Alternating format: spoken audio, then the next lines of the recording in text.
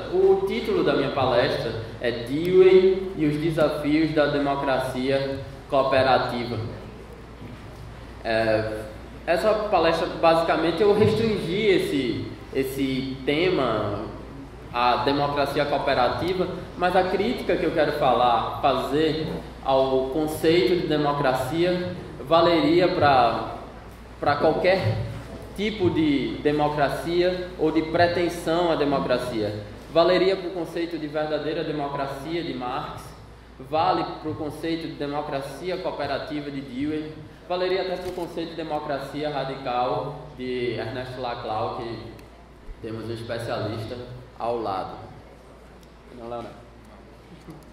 A grande questão que eu quero abordar, o que é a democracia em termos gerais? É evidente que para a gente estudar a democracia, a gente tem que voltar para os gregos, né? E Aristóteles, já A Política, no seu livro, ele diferenciava: a democracia é aquele governo que é baseado em leis, diferente de outros tipos de governo, que são os governos dos homens. Então é melhor ter um governo de leis do que governo de homens. A grande problematização que eu quero fazer aqui é em que medida a lei condiciona a vida humana, né? A vida em sociedade sem interferência dos próprios homens. O que eu quero problematizar aqui é a gente fazer uma reflexão se quando as leis são estabelecidas, elas, para homenagear uma pesquisa do professor Plínio, elas valem por si sós, ou se a lei é basicamente o que os seus intérpretes dizem que ela é.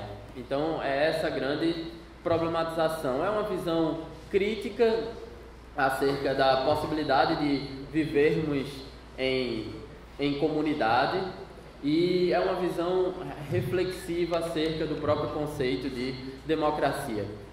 Só que eu quero explicar um pouco como é que eu cheguei em Dewey, né? Eu, muito novo, mais novo ainda, eu era segundo período da faculdade, mais ou menos o período de alguns de vocês, e eu não sei por que cargas d'água, fui convidado pelo professor Enoque Feitosa, que foi o professor da casa aqui, para integrar o grupo de pragmatismo jurídico, fundamentos e métodos do pragmatismo jurídico, que as reuniões eram na UFPE, e cujo líder era o professor George Brown, que eu não conhecia, né?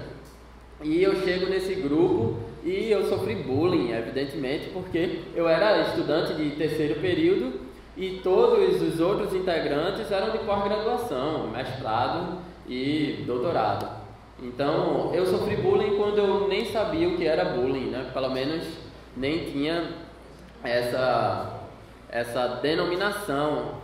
Eu me lembro um dia que o professor George disse: "Ei, menino, você não vai ficar só escutando o que a gente tem a falar, você tem que apresentar um projeto de pesquisa." Eu disse: "Não, eu já estudei William James, que foi um dos fundadores do movimento pragmático." Aí o professor George, de forma democrática, disse: "Não, você não vai estudar James, você vai estudar Dewey." Aí eu: "Não, professor, mas eu quero estudar James, porque eu já leio James." E ele sabia que eu tinha uma formação intelectual dentro do marxismo. E ele disse para mim, de uma forma também muito democrática: "Não, mas não é o que você quer, é o que eu quero." Então, foi de forma democrática que eu cheguei ao estudo de Dewey, né? E eu vi como, de forma stalinista, era conduzido o grupo do professor George. Então, o caminho que eu quero fazer nessa curtíssima exposição é essa ideia de como o pensamento de Marx pode caminhar para o pensamento de Dewey, e como os dois pensamentos são problemáticos no forjamento da comunidade. Porque são dois pensadores que pensam essa noção de comunidade, né? A Gemeinwesen dos alemães, para homenagear o professor Eduardo, que é fluente em alemão. Então, como esses dois pensadores chegam a essa noção de comunidade e quão é problemático ou é quase impossível a formação da comunidade do modo como eles propuseram. Isso tem tudo a ver com os juristas, porque nós juristas sempre advogamos, e o curso de Direito é uma catequese nisso, que vivemos em um Estado democrático de direito. Mas a minha ideia é em que Estado democrático de direito é esse? Em que medida vivemos em um Estado democrático? Em que medida vivemos em comunidade? No sentido de que, em que medida nós temos participação na formação das regras que guiam as nossas vidas? Essa o grande tema que eu quero trabalhar com vocês. E eu disse que eu vou pegar o conceito de democracia em Marx e depois vou passar para o conceito de democracia em Dewey. E a primeira coisa que um estudante ou qualquer um pode me perguntar é: pô, Ronaldo, você está falando em democracia em Marx, a gente viu o que aconteceu na União Soviética. Como é que a gente pode falar de democracia em um Estado marxista ou em um Estado que seguia, teoricamente, as ideias de Marx? Aqueles estados como Cuba, China e União Soviética, a antiga União Soviética, que se dizem herdeiros do pensamento de Marx, eles são muito mais parecidos com uma ditadura do que com uma democracia, né? Como é que é possível falar de democracia no pensamento de Marx? Veja, uma primeira solução que podemos apontar foi a solução de Maximilien Rouvel, que lá da década de 60, na França, que ele propôs separar Marx dos marxistas. Ou seja, há um grupo de ideias que são predominantemente de Marx, estão expostas nas suas obras, e há um outro grupo de ideias que não são de Marx, mas dos marxistas, ou seja, as pessoas que interpretaram a obra de Marx. Mas essa solução é muito precária, e ela vigeu durante algum tempo, né? Era uma solução que estava na moda durante muito tempo, até a década de 90 na Europa. Era uma solução que dava conta do gasto, antes até dos estudos de Laclau. Laclau, inclusive, critica muito essa distinção. Mas por que essa solução não basta? Porque como interpretar um termo que Marx utilizou? Eu poderia citar vários exemplos de por que essa solução não basta, mas esse é o exemplo mais claro. Como a gente interpretar um termo que Marx utilizou como o de ditadura do proletariado? Veja, você pode até interpretar que a democracia que vivemos, isso é um jogo, eu chamo de marxismo de bar, né? Marxismo fuleiro. Isso, a gente pode dizer que a democracia, na verdade, é uma democracia burguesa. E na democracia burguesa, o que predomina é uma ditadura do capital. Então, essa democracia não tem nada de democracia, é ditadura porque legitima os interesses do capital. Mas isso é um marxismo de bar, porque essa ideia não se sustenta. Em primeiro lugar, como a gente interpretar um termo desse, ditadura do proletariado? Veja, Marx, segundo Lukács, só citou esse termo 6 vezes em torno da sua obra. E a obra de Marx é ligeiramente grande. Veja que a União Soviética uma vez tentou compilar todos os textos escritos por Marx e Engels, e essa compilação gerou uma mega obra de 50 volumes. Então, Marx é um cara que escreveu sobre tudo e sobre todos em tempo real. E numa obra de 50 volumes, ele citar apenas 6 vezes esse termo é muito precário. Então, é culpado o próprio Marx por citar tão poucas vezes esse termo e explorar tão poucas vezes. Tirando o livro Lutas de Classe na França, Marx praticamente não desenvolve o que seria essa ditadura do proletariado. E como ele não desenvolve, ele fica sujeito às mais diversas interpretações. Então foi o que fez, por exemplo, Lenin, quando disse que, interpretando a crítica ao programa de Gotha, que é um outro livro de Marx, que a ditadura do proletariado era um período de transição entre o socialismo e o comunismo. E nesse a gente podia descer o cacete para chegar aos interesses da democracia. E essa é uma grande distinção de Marx para Dewey. Dewey vai dizer que, e a gente vai ver nessa exposição, que a democracia, a gente resolve os problemas da democracia não com uma ditadura ou com meios despóticos, mas com mais democracia ainda.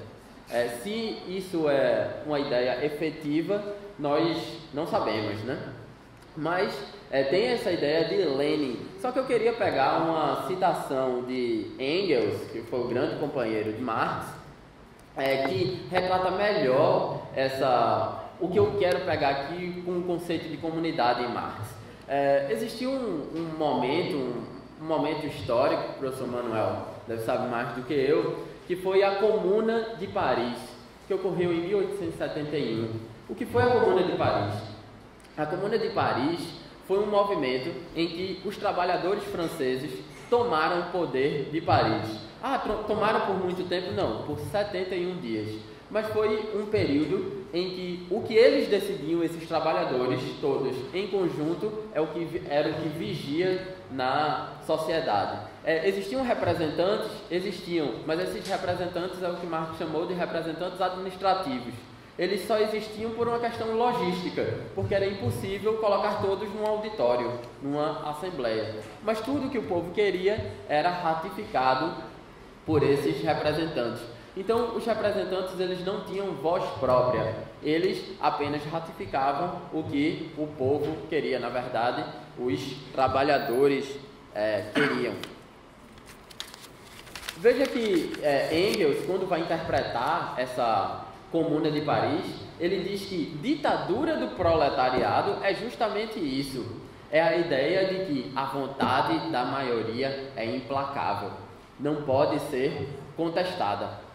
Veja que essa é uma ideia que parece muito já com o conceito da gente de democracia, que democracia é o poder do povo e a vontade da maioria não pode ser contestada. Veja que, atualmente, a gente pode até problematizar essa ideia de que a vontade da maioria não pode ser contestada, porque a gente sabe que a democracia, ela hoje é um pouco mais complexa. A democracia não quer dizer, principalmente uma democracia depois do movimento constitucionalista, não é simplesmente o que a maioria quer, é o que acontece. Porque existem determinados estados sociais que não podem ser superados.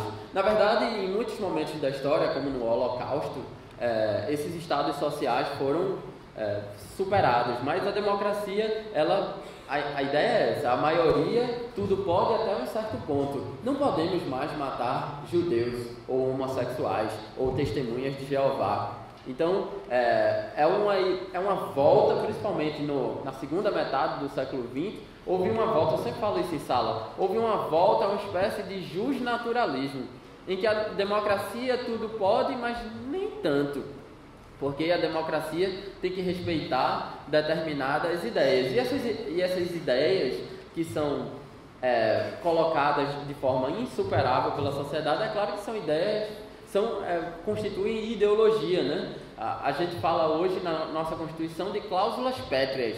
Veja, essas cláusulas pétreas vão ser pétreas até que o Supremo diga que não são mais pétreas. Então, não há como o texto vincular o intérprete, mas eu quero pegar essa noção de Engels, de que a ditadura do proletariado, essa ideia de que a maioria tudo pode e a vontade da maioria é implacável. Marx chamou esse termo de wahre Demokratie, né? Verdadeira democracia. E qual era a ideia principal de Marx? Eu não vou me afundar muito nas ideias de Marx, que é uma obra mais ou menos complexa. As ideias de Marx é que não podemos, uma verdadeira democracia não pode delegar a um terceiro a construção das regras da comunidade. O grande objetivo de Marx foi quebrar esse terceiro, que ele identificava no direito e no Estado. E a gente vai ver porque o direito é uma coisa muito simples. A gente não cria as normas jurídicas que vão ser aplicadas ao nosso comportamento. A gente delega essa criação das normas jurídicas. E a gente delega até no ponto de vista da prática jurídica. Na prática jurídica, quando a gente tem um problema jurídico, a gente contrata um advogado, porque ele é o ente legitimado a dizer o que a gente quer. E na prática jurídica, a gente não resolve as nossas pendengas um com o outro. A gente tem que transferir para um terceiro, que a gente chama de juiz, a decisão das normas jurídicas. Então era isso que Marx contestava.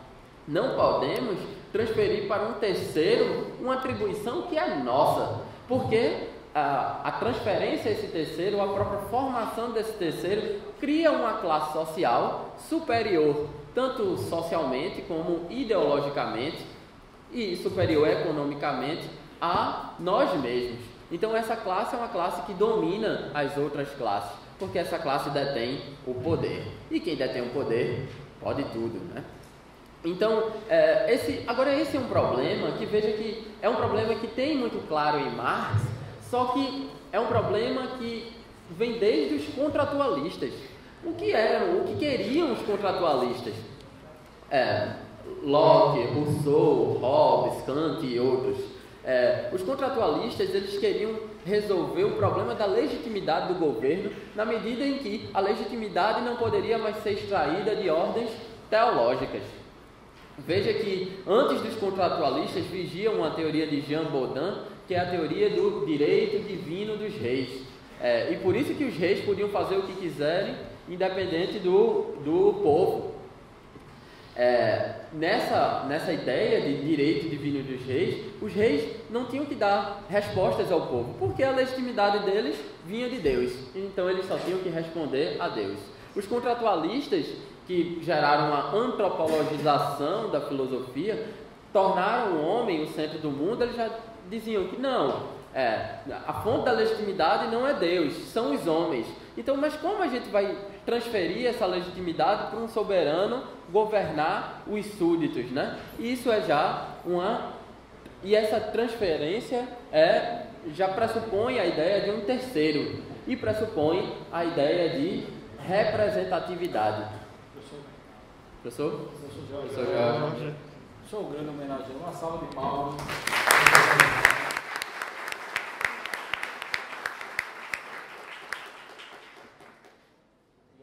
Já falei mal do senhor enquanto o senhor estava ausente, que é assim que deve ser feito, né? Então, qual a solução, voltando para Marx, qual a solução dada por Marx? Marx diz que temos que extinguir o Estado e temos que extinguir o direito, porque o direito e o Estado é um instrumento de legitimação de classe. Essa classe esse terceiro que a gente atribui a ideia de decidir de forma alheia aos outros, domina a sociedade. Então temos que extinguir esse terceiro e criar uma associação, mais ou menos nos moldes da Comuna de Paris, em que os cidadãos decidam sobre a própria cidadania. Essa noção de representação, como eu disse, é muito clara. No direito, a gente aprende em introdução que uma das características da norma jurídica é heteronomia, diferente das normas morais, que é a autonomia. Então, a heteronomia é justamente essa noção de que um diferente cria as normas jurídicas. Hetero, diferente, nomos, as normas, né? Então, não somos nós que criamos as normas jurídicas, é um outro que cria normas jurídicas, e essas normas jurídicas são impostas independentemente da nossa vontade. Aí, chegamos em Dewey, e Dewey, por que há essa ponte pode ser feita entre Marx e Dewey? Porque Dewey era conhecido como o principal marxista dentre os pragmáticos, né? De todos os pragmáticos, Dewey era o que tinha mais simpatia com os marxistas. E aqui, apesar de eu já ter falado mal do professor George, agora eu falo bem porque ele chegou. O professor George, ele sabia que eu tinha uma formação marxista, e quando eu cheguei no grupo, ele disse: você vai estudar Dewey, porque na cabeça dele, Dewey era o principal dos marxistas. E eu queria estudar teoria do conhecimento, eu queria estudar James. E ele, como eu disse, democraticamente disse: não, James não, Dewey, que aqui sou eu que mando, mocinho. Então, foi nessa toada que eu comecei a estudar Dewey. dentro do pragmatismo. Agora, o Dewey é tão valorizado, essa formação marxista de Dewey é tão valorizada que teve um episódio, o episódio da morte de Trotsky, em que os Estados Unidos e a União Soviética ficaram discordando sobre quem investigaria a morte de Trotsky. Quem não sabe, Trotsky era um rival de Stalin. Stalin mandou matar merecidamente Trotsky. Foi mal, professor. E ficaram, quem vai investigar sobre isso? Qual é o americano que vai investigar? E o único americano que Stalin confiou foi Dewey, por causa da sua formação marxista. Mas evidentemente que Dewey e Marx têm divergências. O primeiro ponto é que Dewey, eu já disse isso, Dewey, diferente de Marx, ele foca a ação, a construção da democracia não só nos fins que a democracia se propõe, mas nos meios acerca dessa democracia. Como vamos chegar na democracia? Marx dizia, e é claro que não se sabe se ele realmente defendia isso, porque o termo ditadura do proletariado é um termo pouco claro, pouco abordado, pouco trabalhado por Marx, mas mais pelos marxistas como Engels, Lenin e Stalin. Então, só que Dewey diz, não podemos fazer uma ditadura para chegarmos numa democracia. O meio para chegar a uma democracia é mais democracia, é também democracia. Né? E o segundo ponto de distinção, a solução para problemas dentro da democracia é sempre mais democracia.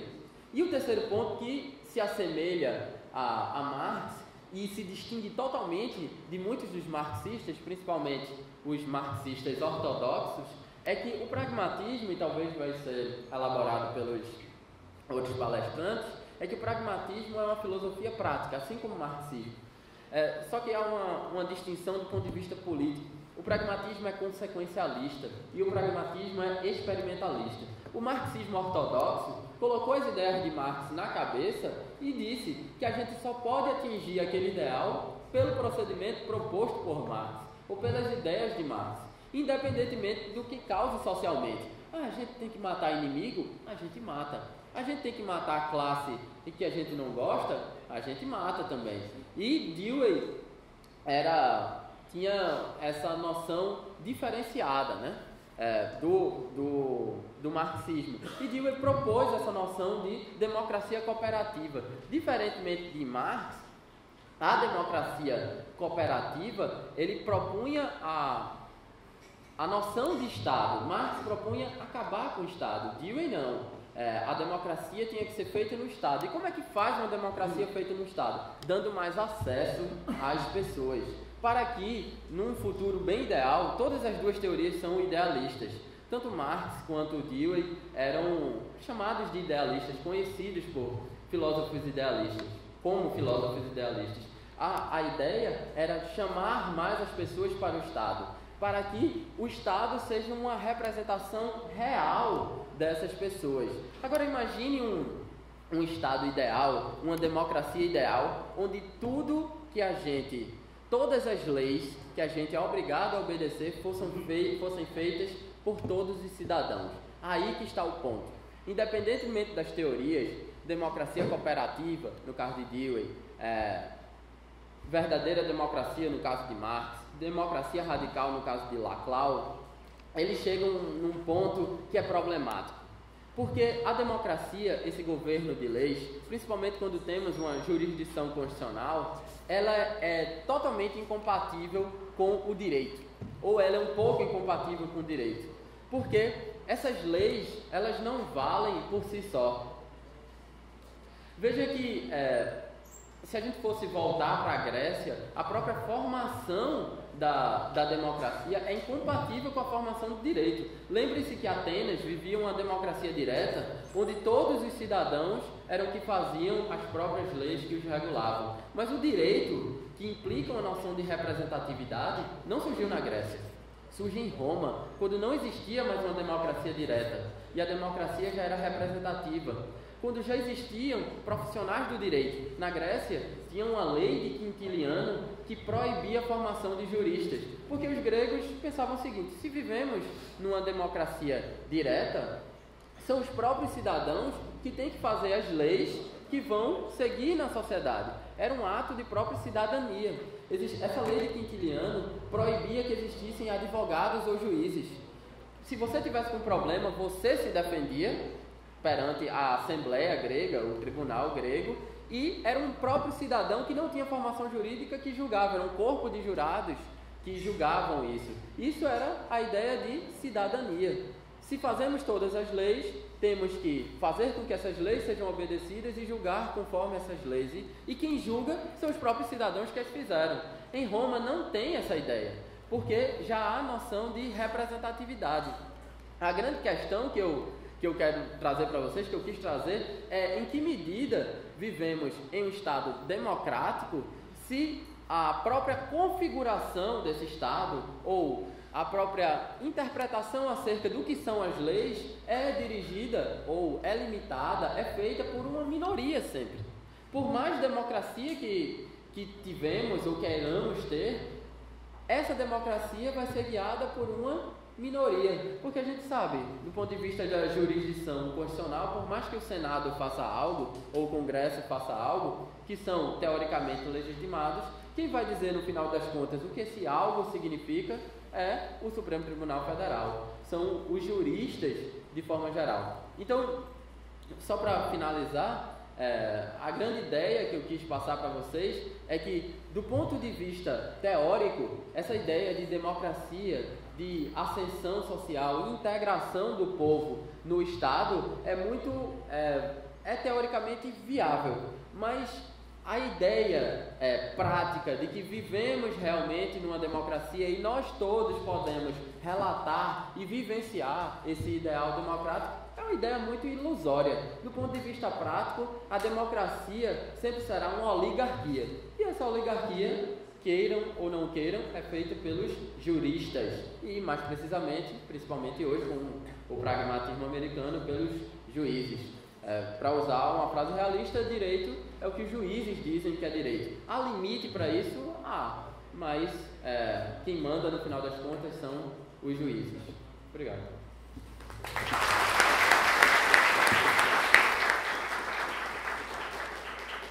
Se eu posso aqui fazer